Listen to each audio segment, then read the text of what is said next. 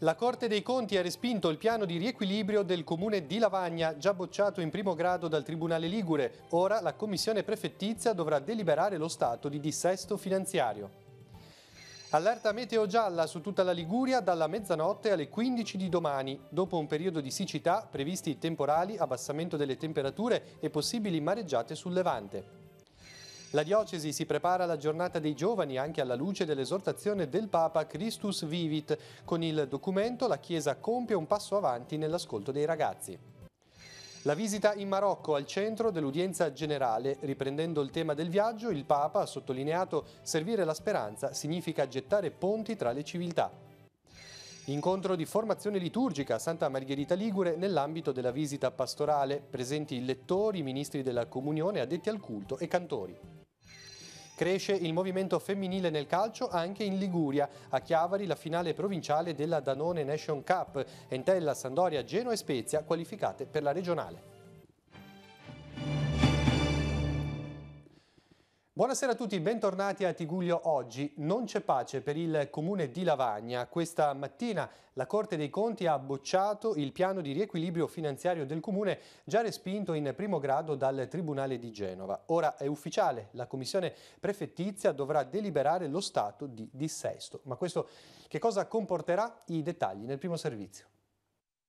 Sarà una doppia gestione quella a cui andrà incontro il comune di Lavagna. Da una parte il sindaco, il cui nome uscirà dalle prossime elezioni, attese da 3 anni, dall'altra la commissione di liquidazione. A spiegarlo il dottore commercialista Marco Rossi. La commissione è un organismo che sarà composto da 3 persone, nominate dal Presidente della Repubblica. Potranno essere dipendenti ministeriali, prefetti e così via. A loro il compito di accertare tutti i debiti e i crediti maturati al 31 dicembre 2018, spiega Rossi, ossia la gestione che precede la delibera di dissesto. 2 gestioni differenti dunque. Il sindaco si occuperà delle risorse nuove, quelle che emergeranno dal nuovo bilancio, la commissione di quelle pregresse. Accertati i debiti accumulati e i crediti, l'organismo dovrà fare un riparto e avviare il recupero finanziario. Ci sono diverse strade, sottolinea Marco Rossi. Intanto le imposte. Le aliquote resteranno ai livelli massimi. Secondo, la possibile alienazione di beni comunali. Terzo, un'eventuale riduzione del personale. Non vuol dire che i dipendenti resteranno a casa, spiega Rossi, ma che saranno avviate procedure di mobilità volte alla loro ricollocazione. In questa situazione di fallimento, va avanti il commercialista, gli importi dovuti ai creditori non saranno totalmente pagati, ma saldati in modo proporzionale. È la prima volta che un comune del Tigullio viene interessato da un dissesto finanziario, una situazione che Lavagna affronta dopo 3 lunghi anni di commissione straordinaria, imposta dallo scioglimento del comune per infiltrazioni mafiose. Il piano di riequilibrio finanziario presentato dai commissari era stato rigettato lo scorso dicembre dalla Corte dei Conti della Liguria nella sua funzione di controllo, una sentenza alla quale il comune ha fatto ricorso. Questa mattina a Roma le sezioni riunite del Tribunale Contabile lo hanno respinto. Ora non ci sono più possibilità. Il comune, si legge in una nota dei commissari, procederà a dichiarare il dissesto finanziario. Le organizzazioni sindacali esprimono grande preoccupazione per il dissesto finanziario del comune di Lavagna. CGL, CISL e UIL hanno chiesto un incontro alla commissione prefettizia per affrontare il futuro dei dipendenti comunali. I sindacati chiedono l'istituzione di un tavolo sindacale di monitoraggio permanente, dato che, scrivono in una nota, il prezzo troppo alto da pagare resta esclusivamente a carico dei dipendenti comunali, con un possibile rischio esubero e conseguente mobilità, ma anche dei cittadini, con inevitabili aumenti dei tributi locali e la riduzione di alcuni servizi comunali. L'auspicio, concludono, è che si faccia chiarezza ed emergano le gravi responsabilità politiche e gestionali di chi ha portato il comune di Lavagna al dissesto. Cambiamo tema, il meteo. L'ARPAL ha diramato un'allerta di colore giallo per temporali su tutta la regione Liguria. Scatterà alla mezzanotte di oggi e sino alle 15 di domani. Ne parliamo in diretta telefonica con Andrea Lazzara, portavoce ARPAL. Buonasera. Buonasera Maurizio, buonasera a tutti. Arriviamo da un lungo periodo di siccità, arrivano le forti piogge, che cosa ci dobbiamo attendere sul nostro territorio? Sì, ha piovuto davvero poco in questo inizio di 2019, sono più di 2 mesi che non viene emanata un'allerta, questa allerta per temporali, dicevi correttamente, da mezzanotte alle 15 di domani giovedì, perché arriva una perturbazione atlantica piuttosto robusta, preceduta da un flusso umido meridionale che già nella giornata di oggi ha determinato delle precipitazioni deboli, localmente moderate, sparse sul territorio regionale, con un'accumulata dalla mezzanotte che comunque non ha raggiunto i 40 mm, la massima a Barbagelata. Cosa succederà nelle prossime ore? Beh, già ci sono le prime precipitazioni che approcciano il ponente della nostra regione, dalla serata ma soprattutto dalla notte e nella mattinata di domani spazzeranno, diciamo così, da ponente verso Levante e la Liguria, piogge che saranno appunto diffuse, localmente anche intense, accompagnate da temporali e rovesci. Attenzione perché saranno possibili anche locali grandinate, questo perché in quota c'è un nucleo piuttosto freddo di aria che potrebbe provocare questo tipo di fenomeno locale, ma è possibile un po' su tutto il territorio regionale. Aria fredda che potrà anche abbassare lo zero termico e quindi riportare la neve nelle zone interne della nostra regione, intorno ai 1000 metri nell'entroterra savonese, ma anche del centro Levante, quindi mi vengono in mente anche le vette appenniniche e non solo appunto del Levante. Attenzione anche al vento che sarà forte, localmente di burrasca meridionale, in attenuazione dalla seconda parte della giornata, così come il mare che sarà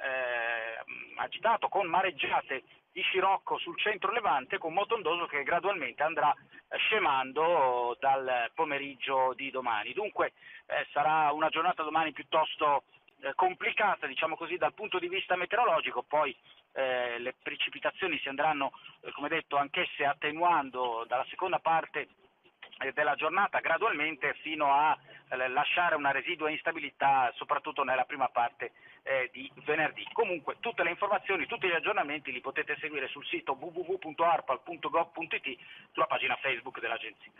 Grazie per questo aggiornamento ad Andrea Lazzara, buon proseguimento di lavoro. A voi. E noi cambiamo tema, veniamo agli aspetti diocesani. La Chiesa chiavarese si prepara alla giornata dei giovani, in programma la Domenica delle Palme, anche alla luce della pubblicazione di Christus Vivit, l'esortazione apostolica scritta dal Papa. Nella lettera Francesco invita i ragazzi a vivere pienamente la giovinezza attraverso l'amicizia di Cristo e spiega: Dio vi ama, la Chiesa ha bisogno di voi. Il punto nel servizio. Christus Vivit è un passo avanti della Chiesa nell'ascolto dei giovani, un documento che la ringiovanisce perché anche dopo l'esperienza del Sinodo i ragazzi non sono più presenze passive ma protagonisti del cambiamento. L'esortazione del Papa vuole essere una sorta di pastorale giovanile popolare, capace di raccogliere critiche e desideri dei giovani. Sono loro che possono aiutare la Chiesa a non cadere nella corruzione, a stare vicino agli ultimi, a lottare per la giustizia, a lasciarsi interpellare con umiltà su tutti quei temi che oggi allontanano la gioventù, come gli scandali sessuali ed economici, la fatica di interrogarsi sui cambiamenti della società odierna, omelie poco preparate, l'incapacità di intercettare la sensibilità dei ragazzi. Per tutto questo è necessario mettersi in ascolto. Noi adulti non dobbiamo essere di fretta, non dobbiamo essere presi dai nostri problemi, dalle nostre ambizioni, ma dobbiamo avere uno sguardo che davvero possa ascoltare le loro attese e anche i loro problemi. E poi anche intrecciare un dialogo che sia vero e sincero. La Chiesa chiavarese può contare sull'impegno di parrocchie, associazioni e movimenti, non ultima l'esperienza di Ora et Labora nell'orto del Mato Grosso a Lavagna, un tempo di sosta per chiedersi se è ancora possibile lavorare e pregare nel feriale. È nata la possibilità di dirci com'è importante anche darsi un metodo, darsi dei tempi, non rincorrere il tempo ma cercare di prenderlo in mano per dare una direzione verso l'incontro con Gesù.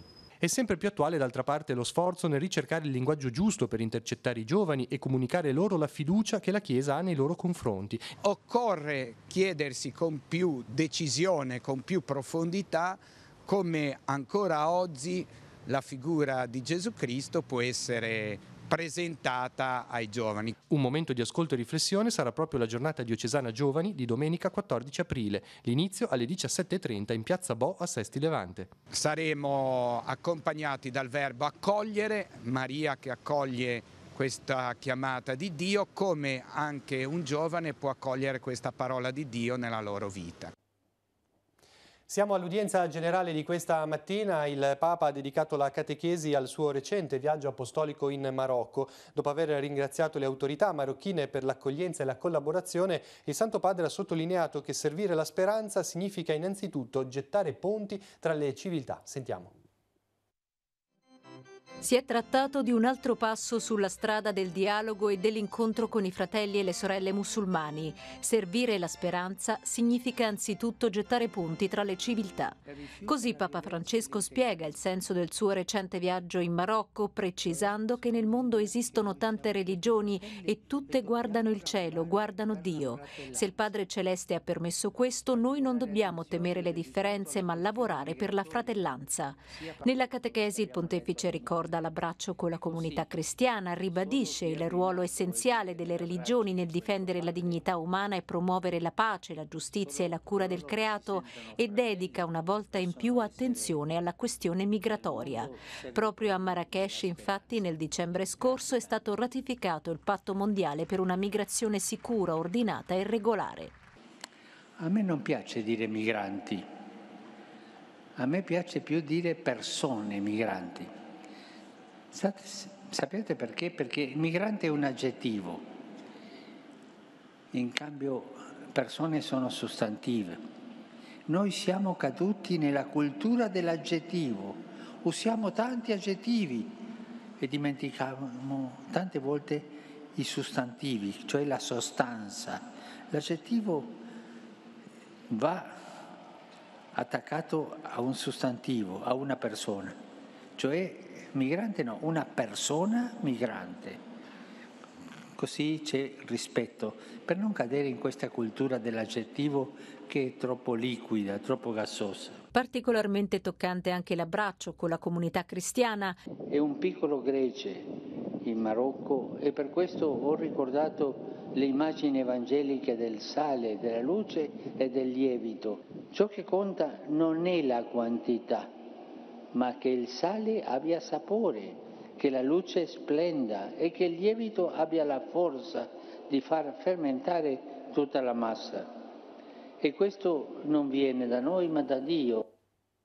Veniamo in diocesi di nuovo, prosegue il percorso di formazione liturgica, i laici impegnati nel canto corale, i ministri della comunione e i lettori sono stati invitati a partecipare ad un incontro promosso dall'ufficio diocesano della pastorale liturgica a Santa Margherita Ligure, un incontro inserito nella visita pastorale del Vescovo alle comunità dell'ambito di San Michele di Pagana, Santa Margherita Ligure e Portofino, ma che ha avuto un carattere vicariale. Siamo andati a sentire. Per dare nuova consapevolezza e slancio all'animazione liturgica, prosegue il cammino diocesano di formazione. All'incontro organizzato a Santa Margherita Ligure hanno preso parte i laici impegnati nel canto liturgico, gli addetti al culto, i lettori e i ministri della comunione. Il Concilio Vaticano II ha rimesso un po' al centro la figura del laico nella figura dei ministeri, e tutti questi ministeri chiedono un coinvolgimento pieno della persona umana e fanno sì, o almeno contribuiscono a far sì, che la celebrazione sia una celebrazione, potremmo dire così piena, potremmo dire completa, potremmo dire ben partecipata e dove veramente il risorto, come dice il Concilio, è presente. Chiunque lo desidera può impegnarsi in uno di questi servizi liturgici, in particolare nella lettura. Quest'anno è stato fatto un corso proprio qui a Santa Margherita con un buon numero di persone di questo ambito. L'anno scorso è stato fatto in Val Graveglia, quest'anno è stato fatto anche a Cicagna. Si chiede ai parroci, e qui i laici devono essere un po' portavoce presso i parroci, di poter chiedere all'ufficio liturgico che organizzi, e organizziamo volentieri questi corsi per lettore a livello vicariale perché possono coinvolgere un maggior numero di persone. Il ministro straordinario della comunione invece non si chiede da solo, ma è chiesto dal parroco che intuisce un bisogno, una necessità, e li chiede alla diocesi. Quest'anno ne abbiamo formati 12 provenienti da varie zone della nostra diocesi. I prossimi anni, a seconda della richiesta dei parroci, saremo pronti a fare altrettanto. All'incontro hanno partecipato diversi laici impegnati nei vari servizi, fra cui quello del coro della Basilica di Santa Margherita. Siamo un po' altalenanti, però ecco, riusciamo a volte anche essere una quindicina, a volte anche 20, ed è formato da persone diverse, più giovani e meno giovani, che cercano di fondere appunto il loro bagaglio di esperienza sia canora musicale, ma soprattutto liturgica e di preghiera al servizio della comunità. In occasione della visita pastorale, le persone impegnate nei cori dell'ambito hanno provato assieme per animare gli appuntamenti liturgici comunitari, in particolare per l'inizio e la conclusione della visita. ci auguriamo appunto che anche attraverso l'esperienza della visita pastorale e anche dell'unione dei cori nelle parrocchie di Santa Margherita e nell'ambito tra San Michele e Portofino, che questo ci dia un pochino di carica e di energia anche per coinvolgere i più piccoli, soprattutto gli adolescenti che a Santa Margherita hanno anche grandi capacità musicali. Ci sono ragazzi che hanno la formazione bandistica e quindi potrebbero essere appunto un buon investimento. Le notizie di cronaca. I carabinieri di Chiavari hanno denunciato 4 persone durante un servizio di controllo tra Chiavari e Carasco. 2, un 24enne e un 33enne, stranieri residenti a Sesti Levante, sono stati denunciati per furto aggravato in concorso, poiché si sono impossessati di vari generi alimentari all'Ipercoop di Carasco. Un 55enne straniero senza fissa dimora e pregiudicato è stato sottoposto a perquisizione veicolare e trovato in possesso di oggetti atti allo scasso. E infine un 19enne straniero residente a Chiavari, perquisito, è stato trovato in possesso di un coltello. E sempre i carabinieri, ma di Santa Margherita Ligure, hanno denunciato un 54enne della zona e un 17enne calciatore di Uscio con l'accusa di lesioni personali. I due durante un diverbio scaturito per futili motivi durante la partita di calcio tra San Margheritese e Arci Pianezza Spezia. È stato aggredito anche l'allenatore della squadra, che ha riportato ferite giudicate guaribili in 7 giorni dai sanitari dell'ospedale di Sarzana, dove il ferito è stato curato. Un incendio questa notte è divampato sul monte Ramaceto, bruciando 5 ettari di macchia mediterranea e pascoli. Sul posto i vigili del fuoco di Chiavari e i volontari VAB. L'intervento di bonifica è durato tutta la notte e il rogo è stato spento più in fretta del previsto, anche grazie alla pioggia di questa mattina. Cinghiali, caprioli e daini, come comportarsi per contenere la diffusione di queste specie e scongiurare danni gravi e incidenti. Se ne è parlato alla cooperativa Olivicoltori Sestresi con lo zoologo Andrea Marsan e il tecnico della Elpro Santo Russo. Sentiamo. I cinghiali ci sono sempre stati, ora però la situazione non è più sostenibile e sta degenerando. È l'allarme lanciato oggi dallo zoologo Andrea Marsan all'incontro informativo promosso dalla cooperativa Olivicoltori Sestresi. I danni causati dagli ungulati, cinghiali, caprioli e daini sono sempre più pesanti. Nei boschi scarseggiano i loro alimenti naturali, così finiscono per avvicinarsi ai centri urbani, causando problemi soprattutto agli agricoltori. Sono aumentati a dismisura, ripeto, i cinghiali ci sono sempre stati, quindi abbiamo convissuto con loro per tanti anni, c'è sempre stato un certo equilibrio che ci consentiva comunque di sopportarci in qualche modo a vicenda, per così dire.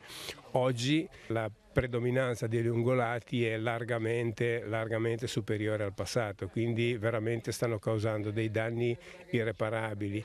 Non solo, voglio dire, alle culture in genere, addirittura sono spesso e sempre più frequenti gli incidenti nelle zone interne causati dall'attraversamento di questi ungulati, siano caprioli che siano cinghiali. Ultimamente c'è stato anche qualche ferito molto importante, ecco, su questa questione. Ad oggi, al di là delle cause che hanno portato a questa situazione, l'unico rimedio efficace è quello delle recinzioni elettriche.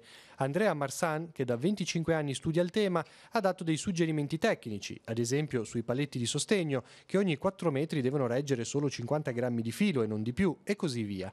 La conoscenza di Marsan viene applicata anche sul territorio. Noi abbiamo invitato il professor Marsan perché sta curando per conto della regione e di iniziative di alcuni comitati, una a Levanto, l'altra nella Val Cicchero, dei recinti comprensoriali che servono per proteggere l'abitato e le culture, diciamo, dagli ungulati in genere. A partire dal 30 aprile le piccole e medie imprese, le start-up liguri, potranno accedere al Fondo di Sviluppo Regionale da 5 milioni di euro, un fondo dedicato al sostegno delle realtà ad alto potenziale di crescita, i cui prodotti e servizi possono rappresentare buoni margini di sviluppo per la Regione. A ogni intervento del fondo dovrà corrispondere un investimento congiunto di uno o più privati indipendenti. La procedura a sportello e sino all'esaurimento della dotazione prevede una soglia di investimenti che va da un minimo di 50.000 euro a un massimo di 500.000 euro di risorse pubbliche. Sono in partenza 2 corsi rivolti a lavoratori dipendenti e alimentaristi curati dall'Ente Forma di Chiavari. Il primo riguarda lavoratori sia a basso sia ad alto rischio, rivolti ad aziende che hanno dipendenti. Si svolgerà nella sede di Viale Millo dalle 14 alle 18 nei giorni dell'8, 9, 15 e 16 aprile.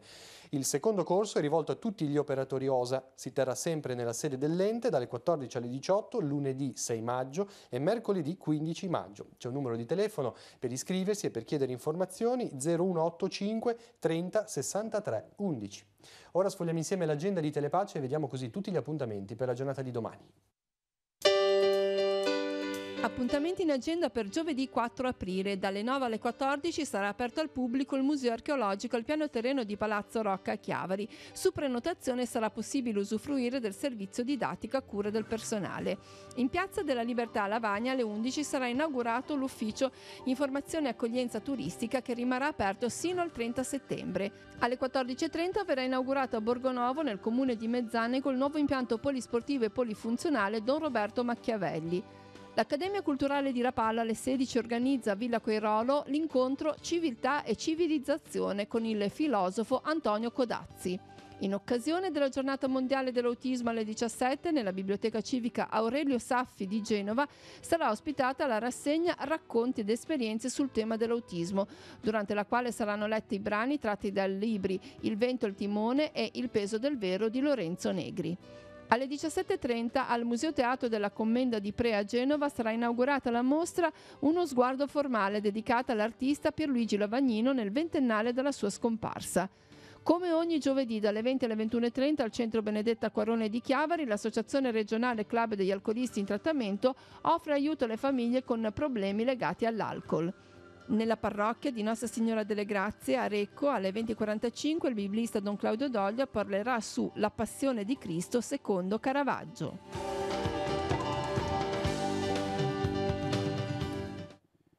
Ora lo sport, parliamo di calcio femminile. Ai campi in Colmata a Mare e a Chiavari si è disputata nel fine settimana scorso la finale provinciale Under 12 della Danone Nation Cup. In campo 6 squadre suddivise in 2 gironi. La finale ha decretato le squadre che parteciperanno sabato prossimo alla finale regionale che andrà in scena sempre a Chiavari. Sentiamo. Una splendida mattinata di sole ha accolto sui campi della Colmata Amara a Chiavari le squadre partecipanti alla fase provinciale della Danone Nation Cup, competizione di calcio femminile riservata ad atlete under 12. Sampdoria A, Sampdoria B, Virtus Entella A, Virtus Entella B, Genova e La Spezia. Le prime due di ogni giro di questi 2 gironi vanno a fare la fase regionale che giochiamo sabato su questo campo. È tutto in preparazione per la fase interregionale che si gioca il 24-25 ad Alessandria. Le due prime classificate di Alessandria andranno a fare i nazionali. Una sfida suddivisa in 2 gironi a 3 squadre, al termine della quale si sono qualificate per la finale regionale Entella A, Sampdoria A, Genoa e Spezia. Nel contesto del torneo è stato assegnato il premio Fair Play all'atleta Alessia Borgetti del Genoa. Soddisfatti gli organizzatori, che hanno ribadito come il movimento calcistico femminile stia prendendo sempre più piede anche nella nostra regione. Lo dimostrano i dati che abbiamo un movimento in crescita. L'abbiamo visto domenica a Torino al Juventus Stadium con 40.000 persone.